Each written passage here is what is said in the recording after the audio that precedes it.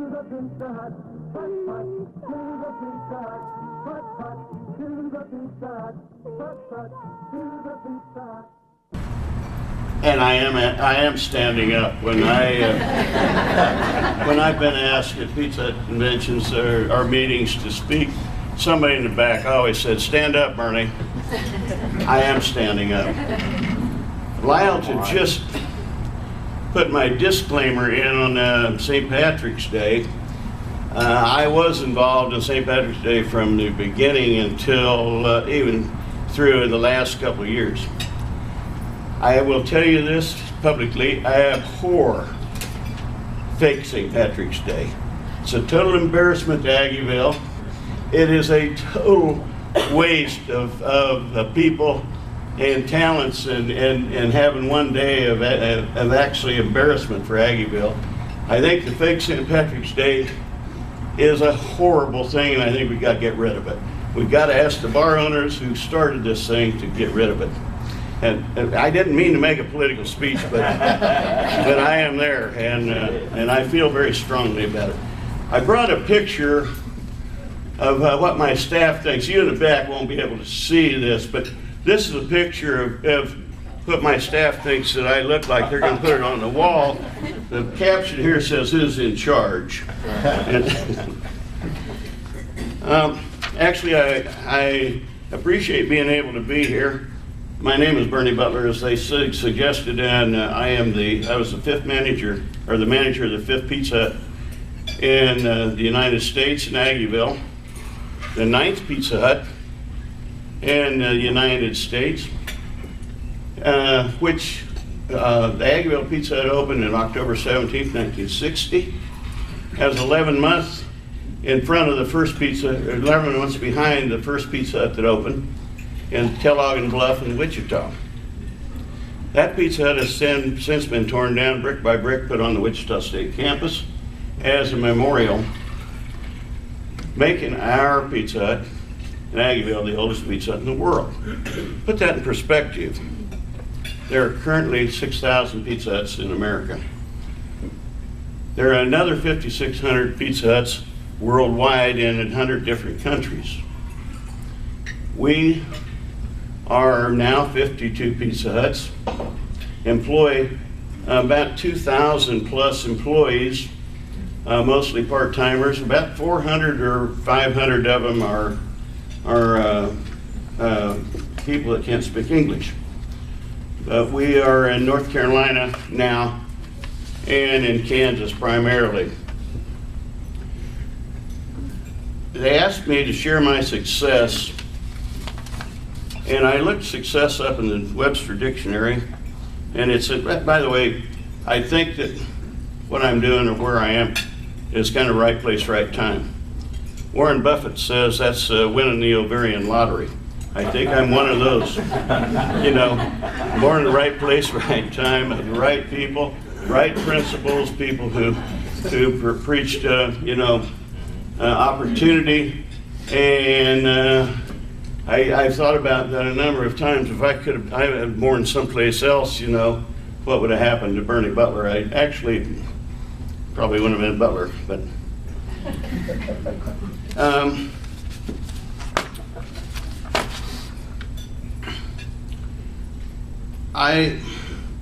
when I looked at success, I found out that most of the definitions of success were in the past tense, and I feel like my success is a work in progress, and I treat it that way. And although I feel like I've kind of achieved, I don't know if that's the definition of success. But we keep trying. There's an ad that Jack Daniel's whiskey put out one time that said, if we've been here 50 years, we must have been doing something right. We celebrated 50 years at Pizza Hut in Aggieville, October 17th, 1960. That's about 11 months ago. How did I get here? Why did I come here? I wanted to come to Kansas State, and I needed a job. One of my former lives, I was a live television cameraman, WWTV. These were the days when there was no videotape. I pushed around a 300-pound camera. You had to be part monkey to do it. And if you made a mistake, you had to do it over. And there was a change in management from the Capper Foundation to the Stauffer publication, who now owns it. There was some unrest among the cameramen, and the cameramen started talking among themselves, and they said, well, we ought to look around and see if we can go someplace else. Well, one of our cameramen got a job at NBC in Burbank. Another one went to Channel 3 in Wichita. Dodie Ellis, a friend of mine, went with the Christie Minstrels. He is now the poet laureate in Arizona. And I was looking, I don't want to leave out Sam Bell. Sam Bell was an old timer, and he just went back to Scranton to Kansas to be Sam Bell. That's all he could do and wanted to do. I had offered a job at the Tulsa television station for $400 a month. Now this is back in probably 1957, 58. And they also offered, since I wanted to go to school, they offered to pay my tuition at Tulsa University. And I wanted to come to Kansas State because my dad had been here, and my dad had gone to school here. And all I could think of when I looked at this Tulsa offer was, who in the hell would want to go to school at Tulsa University? So I came over here. I went to school, and I spent about 2 semesters studying under Virginia Howe, who had written The Lone Ranger for 3 years and was a retired major in the Army, and she was a taskmaster, and I liked her, and we got along fine. But in the meantime, I found Aggieville, and part of my career to be the next producer director kind of got wasted in Aggieville, and my dad finally quit being my benefactor, and he said, son, if you're going to go to school, you're going to have to work on your own money. I'm not putting any more money in you spending money in Aggieville. Back to Topeka I went. The television job was gone. I ended up working on the railroad. So I worked on the railroad for a couple of years, went to school at Washburn. Still had the dream in the back of my mind to become a television producer, director. A friend of mine in my neighborhood who played football for Jack Mitchell at Wichita, he got hurt. And while he was hurt, he started specializing in shooting pool at the Shocker Lounge in Wichita, where he met Dick Hasser, who ended up being the first franchisee of Pizza Hut, and Dan Carney, who was the founder, along with Frank Carney. They introduced me somewhere around 1959, and then in 1960, Dick Hasser and I got acquainted, and Dick asked me to come over to Manhattan, since he knew I went to school here, and help him find a location. Well, I came over here one day and I looked around, and of course I knew Aggieville, I was kind of an expert on Aggieville. So I took him to Aggieville, and sure enough, we found the old Mott's, M-A-U-T-Z, Dan, paint store, and this guy wanted out of business, and so they leased the place, and I went back, and I was pretty happy. I was laid off on the railroad at that time, although I was making really good money there. They offered me a job as manager of the Pizza Hut in Aggieville, the 5th Pizza Hut in the United States. And I thought about that, and they offered me a job that I couldn't hardly pass. It was, well, no, you can't remember, but I will tell you. When I got here, Kansas State, there were only about 6,000 students, maybe 300. We were part of the Big 7 in those days. There were no jobs here. And so all of a sudden we'd created a job, and I'm going back to school, and I'm going to be the next great producer, director, and television. Under Virginia Howe, I'd written a couple of 3 plays for television. She liked them, and she asked me to try to do something with that. And it was very laborious, but I was getting ahead of myself just a little bit. That I accepted this job because I thought it would be duck soup, 4 to 10 open. August we closed in those days, and so I had a month off, and I could go to school, and this is, I found my way back here to go to school. little by little, without me realizing it, I got better at what I did, and the job consumed me, and I started taking less hours, and I started doing less in the way of education and more in the way of earning my degree in the University of Street. Ultimately, the Pizza Hut thing got so popular, and we were doing so well with it, and we were developing so many good people, that it finally overcame me, and I dropped out of school and decided I would run Pizza Huts. In the back of my mind still, I had this thought that this is still going to just be something for me until I find a real job. A real job to me back in those days was I had to have a coat and tie on and go out and be important. And my dad owned a bar in Topeka, a tavern. It was called the Dutch Goose Tavern. And through him and through some connections I found out about a job that Schlitz Brewing Company had as a brewer's rep. They asked me to come and interview, and I went over there. Henry DeBoer was the head man at Schlitz, and Henry took me to the Kansas City Club for lunch.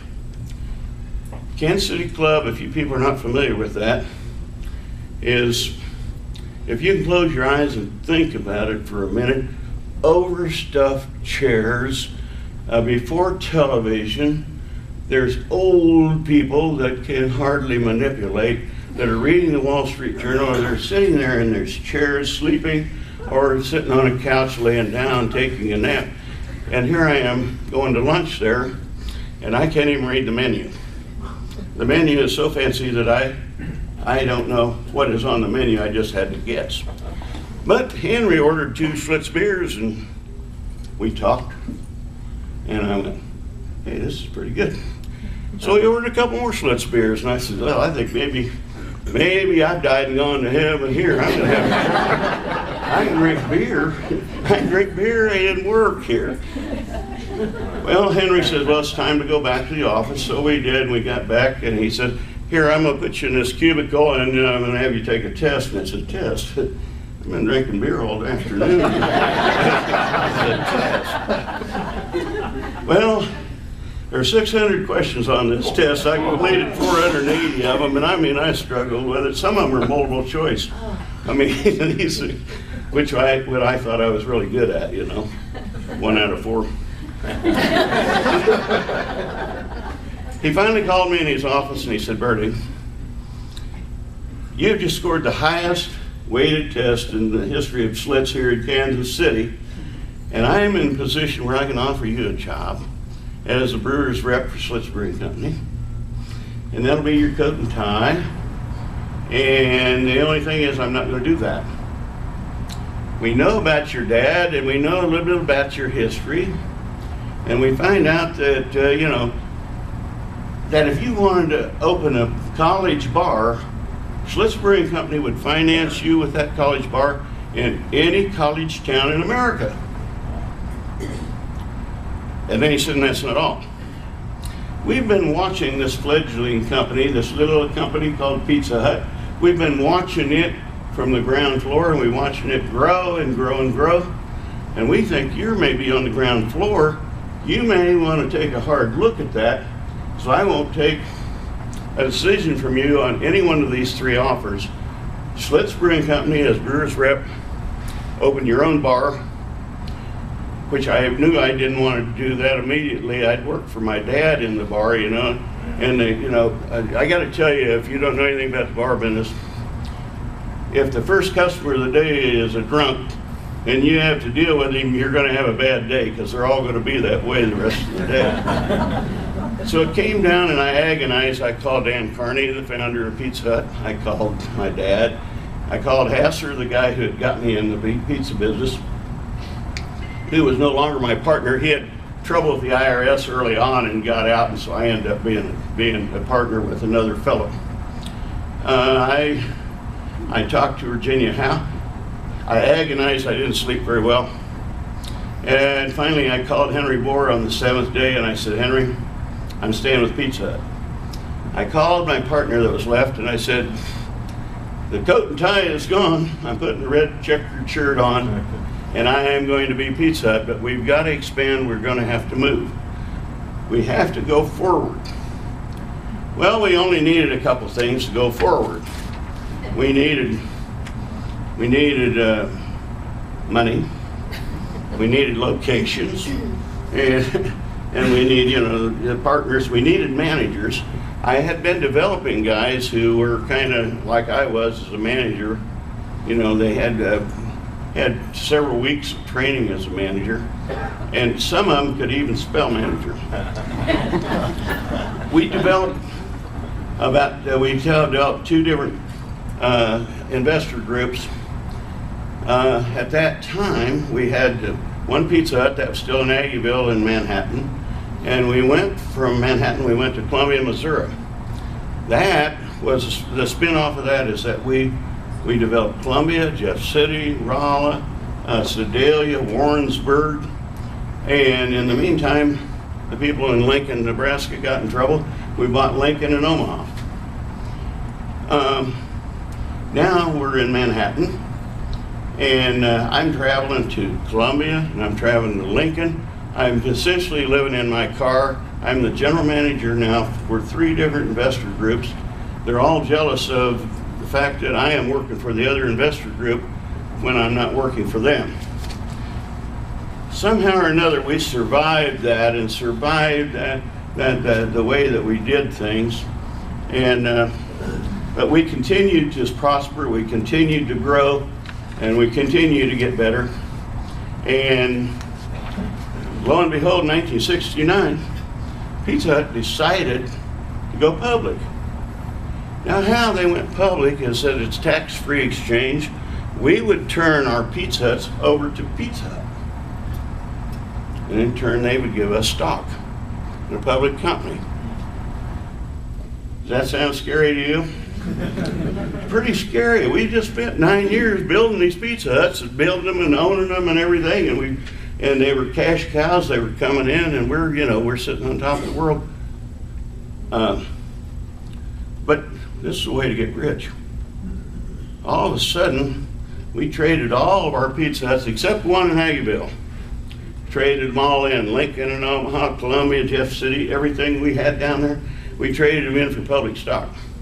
And we got rich quick, and we didn't have to work. Well, didn't have to work. Well, we were bored to death. I mean, this is what we were doing. We came back, and I had told my partners that I wanted, we're gonna move.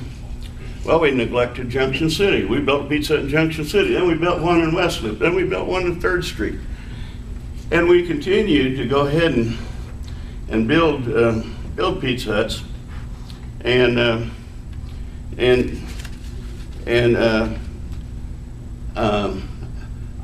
I had these visions of the West Coast. So a friend of mine, I had subscribed to some territory in Ohio, and a friend of mine wanted it. He traded Reno and Fresno to me for that on the territory, and I went out and I opened a Pizza Hut in Reno, and then Fresno, and then Carson City, Nevada, and then Tahoe. I bought land, and in Sacramento we were going to buy them out, and all of a sudden I realized that these people were stealing faster from me than I could catch them. This is a cash business. We didn't have owner credit cards or anything back in those days. And in the meantime, my friend Kite Thomas had a little financial difficulty, and he came by and he said, well, would you make a presentation for Pizza Hut to some friends of mine? So he went to Woody and Cecil Hunter, and I made a presentation. On the way out the door, Cecil said, well, we like your deal, but we're not going to do it without you. And I said, well, I will kind of honor that. I was kind of a fair-haired boy back in those days. I was very talented manager. I was kind of an ops guy that you couldn't find, and I knew the business. I didn't know the business. I knew the operations part. Well, we looked in South Texas, and that wasn't any good for us. And then we looked in North Carolina, and all of a sudden there's, we could pick up about 30 or 40 places where we could build Pizza Huts. So we went back there, and I said, well, I'll go back and get this thing started, and then I'll get out of there and let them go ahead and have a good time. Well, I found myself in 3 different time zones, and I couldn't go to sleep until the first time, the first closed, the last place closed, and then the first one was open at about the time I'd go to sleep, so I was really kind of getting wasted. And I did leave out one of the things that happened to me in the meantime while I was in Omaha. I didn't mean to leave this out. I got married. When I got back here, I knew I had to do something. I had my wife sitting over here, Sherry is sitting over here. And so, and all of a sudden, so she put up with me through all of this stuff, barely saw me, because instead of living in my car now, I'm living on airplanes, and I'm living someplace in North Carolina. By the way, in North Carolina, Sean over here has got a North Carolina guy from Wilmington working for him. They think we're stupid. I mean, you'd ask them how much change is coming. They said 39 cents. Well, in 3rd grade, we knew it was 39 cents, Anyway, we went to North Carolina, and then guess what happened? Pepsi decided to buy a Pizza Hut, the public company that we own stock in. Thanks to Phil Howe and Fred Bramlage. By the way, on the way, I had pledged my stock for money and for real estate and so forth, and the stock had gone from $26 down to about $5. They hung in there with me until my stock was no longer worthless, that it was finally that I was making some money again. And then all of a sudden, Dan Taylor, a good friend of mine, negotiated a deal with Pepsi, and I don't know how many financial people are here. When the trade was made, when Pepsi bought Pizza Hut, this little Italian restaurant that was run by Irish people, there was 1.5 shares of Pepsi for every 1 share of Pizza Hut. So, is that a little bit lopsided? Well, I haven't been able to get the smile off my face since then. I am a great, I'm one of the most thankful Pepsi shareholders that there is. We stayed with Pepsi, and I brought different partners in. Rose Pritchard is one of my partners sitting over here at the table, and I brought different partners in so that I would have extra eyes, excuse me, to see. And Pepsi came on, and we continued to operate the Pizza Huts that we had, and under the Pepsi roof. And then Pepsi spun us off to Yum, which has Tricon and then became Yum. And to this day, Yum, if you don't know what Yum is the parent of Pizza Hut, Kentucky Fried, Taco Bell, Long John Silver, A&W, by the way, without the rights to the root beer, a pasta company, and I'm sure I'm leaving one out. I think, and I think maybe you'll agree with me, I think Yum is one of the dumbest names I've ever heard. It is just pure stupid. Yum. Well, anyway, they're doing well. And Ken from AIB over here just told me about a Pizza Hut that he ate in China. And Pizza Hut has their eye on China. They are going to expand. That's where they think they're going to be expanding in China. Well, I could go on, but that's kind of the end of my story. And so where we are right now is that, in the meantime, I had either partnered or created some Pizza Huts in Branson, Missouri, Osage Beach, Missouri, Shadron, Nebraska, Gordon, Nebraska, near Wounded Knee. And I have since sold all those. My concentration now is in Kansas, Kansas is Manhattan and Clay Center. And in North Carolina, we have 2 different groups there. There are 52 units total. My role in that is now I'm kind of the senior partner. I oversee operations, real estate, banking, sales, deals, and Pizza is the liaison. And I made a note to myself, be sure to tell you that I am barely active.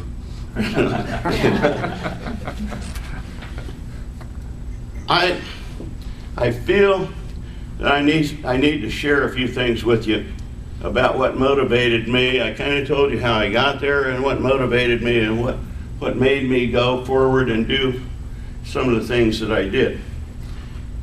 Well, some of the motivation is that we started with I'm okay, you're okay.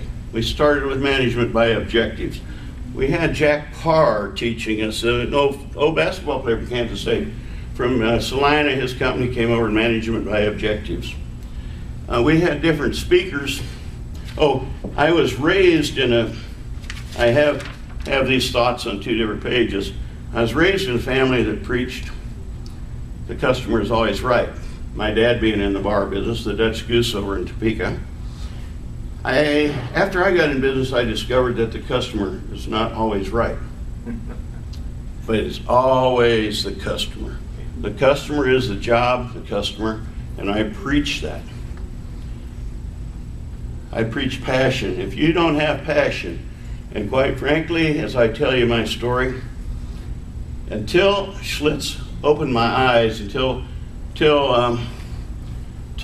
opportunities started knocking on my door and actually hit me over the head with the Schlitz deal, I didn't have any passion. When I came back, I had passion, and I realized that managing is just managing if you don't have passion. One of the things what we did was I grew up with customer service. I grew up with, the customer's always right. If not, but take care of the customer, make sure the customer is okay. And we try to convince our wait staff that they aren't servants. The wait staff are salespeople. When you make a sale, you've got to service your sale.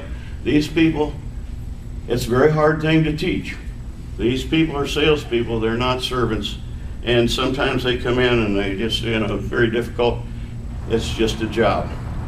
I had lunch yesterday with the new dean of the business school here. He was a delight. He was telling me how he developed the business school at Xavier.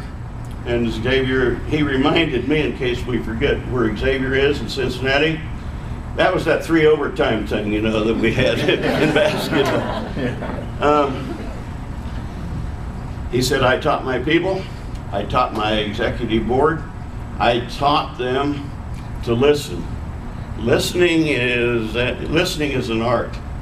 You have to listen to your customer, and you can't listen if your mouth's going. If you can't listen while you're talking. So it's very important that you listen. We had General Schwarzkopf speak to us. I was kidding Lyle before, this. I think this is my fee here is somewhere between 0. And I was on our national board when we hired Schwarzkopf right after Desert Storm to speak to us. He charged us $80,000. Lyle, so my fee is somewhere between 0 and 80,000 for being up here. Schwarzkopf made a point. Rule 13.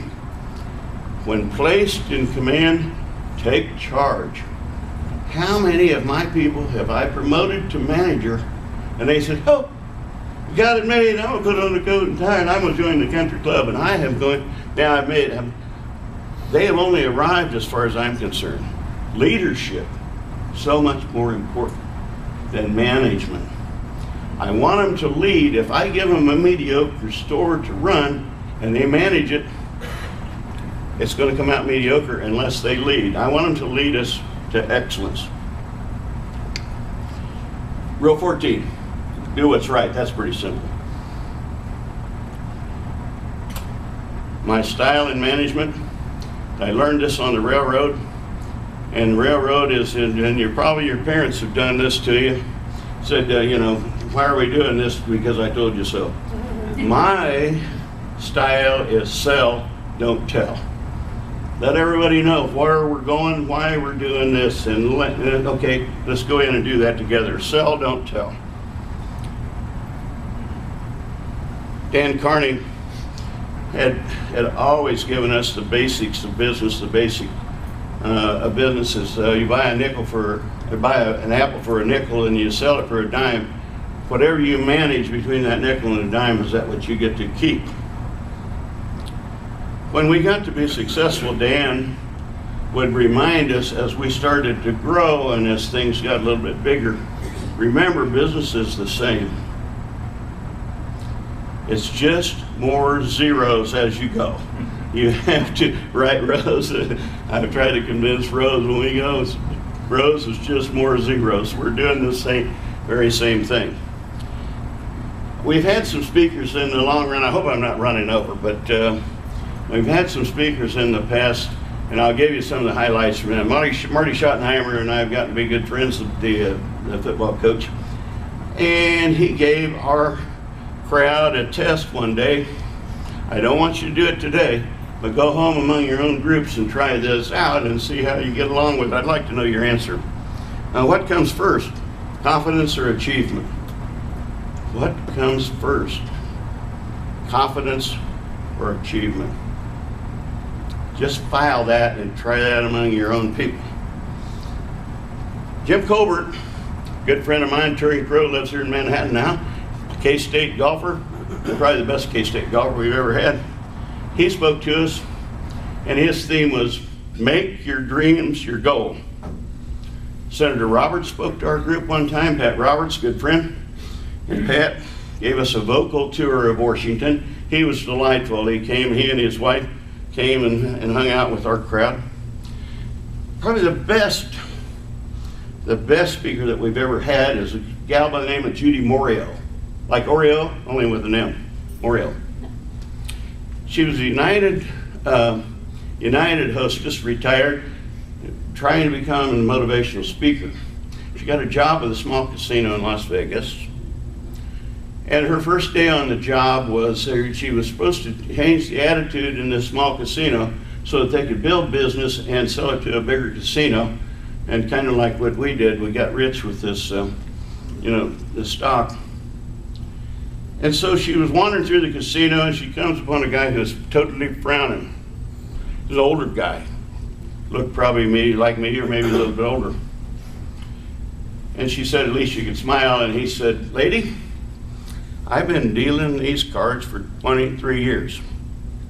My job is when they win, I pay them. When they lose, I collect their money. At the end of the day, I have to balance out, and I went in. I'll smile if I damn well feel like smiling. And she said, well, let me teach you something.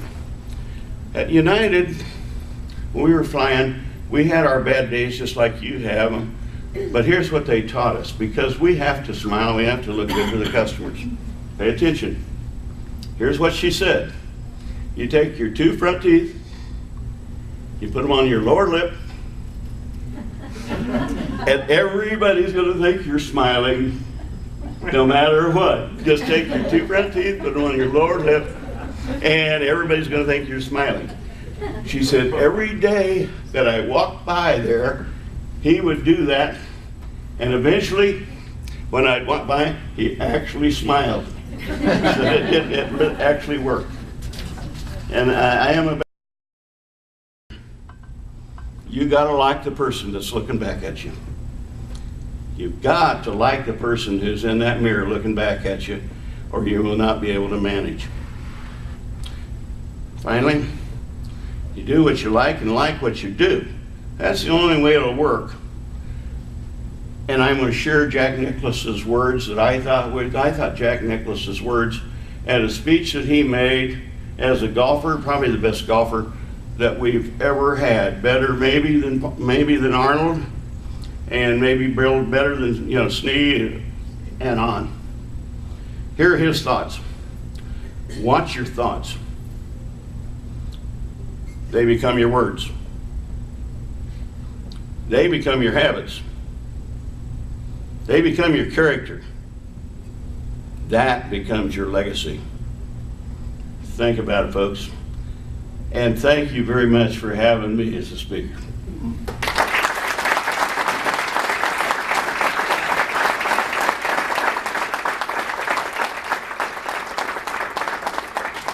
That's right. Sit down. It's not. We don't need a standing ovation.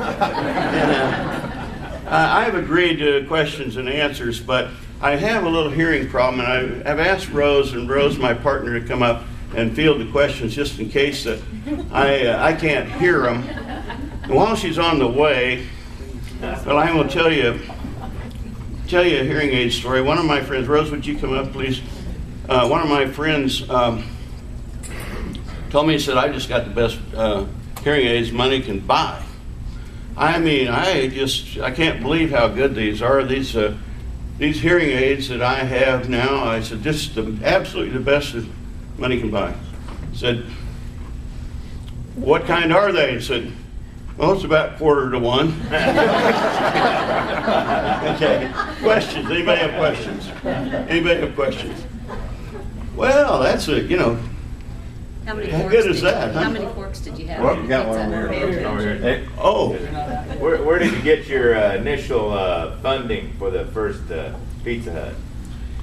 Well, you were the manager, and then you decided to buy it. How'd that happen? they offered me 50% of the first one for $1,000. I didn't have 2 nickels to rub together, you know. I was kind of hand to mouth when I was on the railroad. I was making a lot of money. I don't know where that came from, but when my partner got in trouble with the IRS and I had to sell out, I bought his stock, but I bought it on time. I just bought, as I would create a profit, as I'd create a profit, well then I'd go to buy the stock that I had. And as far as expanding, we went out and we got financial statements and tied financial statements to me and others as the operations, and and gave them stock. But we were able, in those days, I almost am embarrassed to admit it this, but the profit was so good in it, we could pay the initial investment back in about 2.5 years. And so we developed 2 investor groups. We could finance the pizza at 100%. Now, put that in perspective. Probably the first one we did, the first red roof that we built, cost $100,000. We put $27,000 worth of equipment in it. Rose can help me with this. How much Junction City? Building and land? Building, land, equipment, 1.7. 1.7 building and equipment. That's 45 years later. Yeah. You have, at that point, well, you know, we were using OPM back in those days, Ken, and everybody. Today we're using our own money. OPM, OPM, in case you don't know what that is, that's other people's money. Any other questions? I saw another hand or two over here.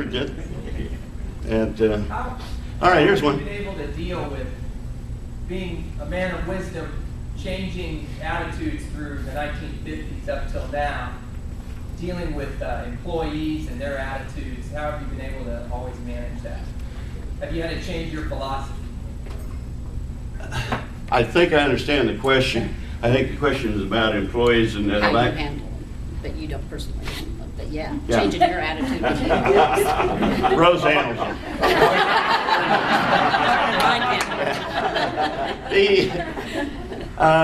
But as far as my attitude and as far as my structure, yes. And I will tell you, at my age right now, I've gone through a number of cultures, and the culture that we're dealing with today, that I call the 18 to 25-year-old culture, they talk a language that I don't understand. They have attitudes that I don't understand. They have electronics that I don't understand. They have, I've been frustrated with when you have a hostess that just texted her boyfriend that we're breaking up, how can you expect her to greet customers on a personal basis and say, you know, welcome to Pizza Hut, how are you doing? I mean, she wouldn't even tell her boyfriend they were breaking up.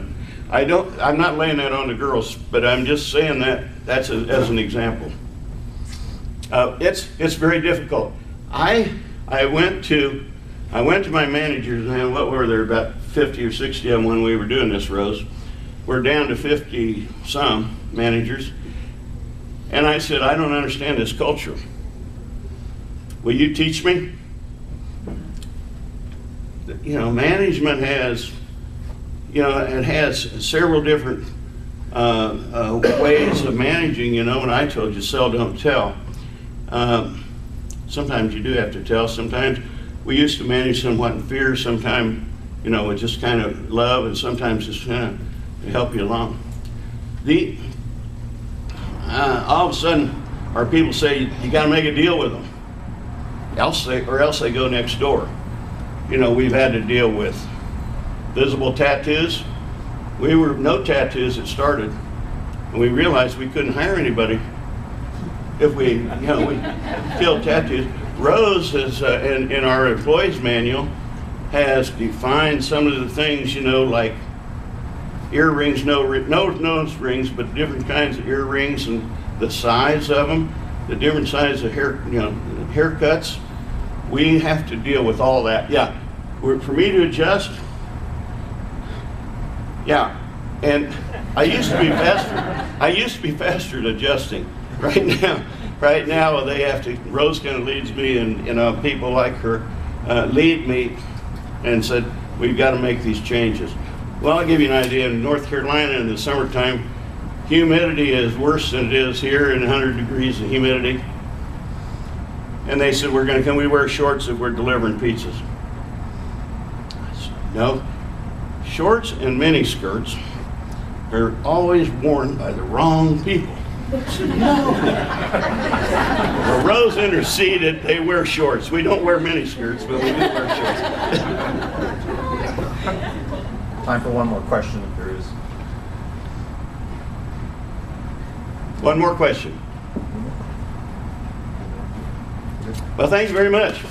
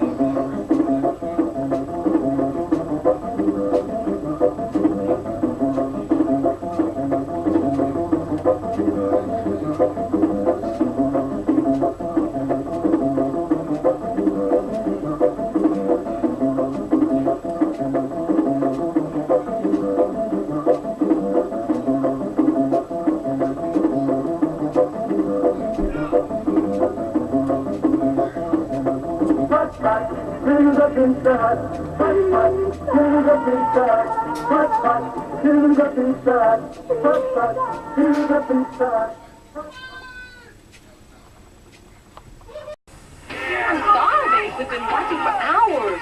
Okay, the next event is the Pizza Fetch. Yeah, Pizza Hut.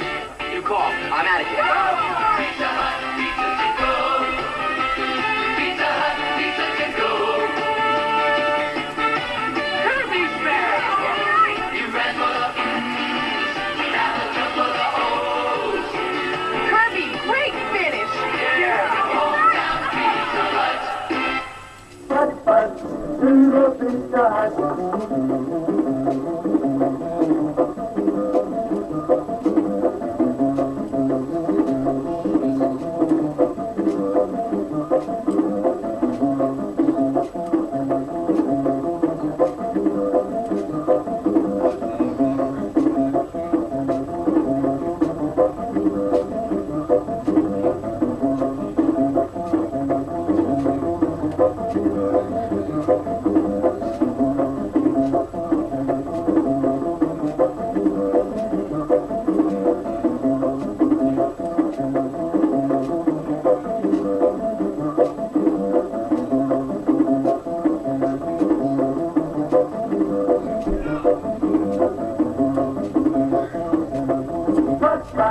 to the Pizza Hut. Hut, hut, to the Pizza Hut. Hut, hut, to the Pizza Hut. Hut, hut, to the Pizza Hut.